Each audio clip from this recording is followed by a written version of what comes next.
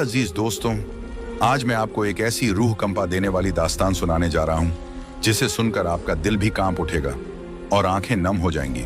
ये कहानी है एक बूढ़ी और मजबूर खातून की, हमारी अम्मी जान जैसी एक बुजुर्ग माँ की, जिन्हें रमजान जैसे मुकद्दस और रहमतों भरे महीने में उन्हीं की अपनी बहुओं ने घर से बाहर निकाल दिया।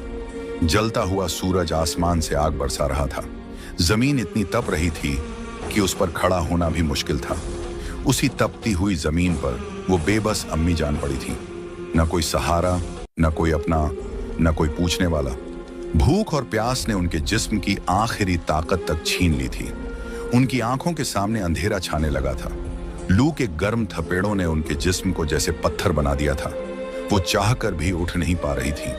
उनके कांपते हुए होंठों से बस एक टूटी हुई दर्द भरी आवाज निकली, या अल्लाह, अब मुझसे और नहीं चला जाता। आखिर उस बेबस अम्मी जान के साथ ऐसा क्या हुआ?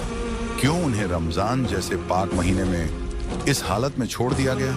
इस दर्दनाक, दिल को झकझोर देने वाली पूरी दास्तान जानने के लिए आखिर तक हमारे साथ जरूर बने रहिएगा। यह कहानी है एक ऐसी माँ की जिसने अपनी पूरी जिंदगी अपने बच्चों के लिए लगा दी। गांव की सबसे इज्जतदार औरत मानी जाती थी वो। उनकी उम्र करीब 70 साल थी, मगर चेहरे पर एक अजीब सा नूर था। वो नूर जो सिर्फ उन लोगों के चेहरे पर आता है जो पूरी जिंदगी ईमानदारी और मोहब्बत से जीते हैं। उनके शौहर बहुत पहले इस दुनिया से चले गए थे। उस वक्त उनके 5 बेटे बहुत छोटे थे। सबसे बड़ा बेटा 12 साल का था, उसे छोटे 4 और बेटे, और सबसे छोटा तो मुश्किल से 3 साल का था।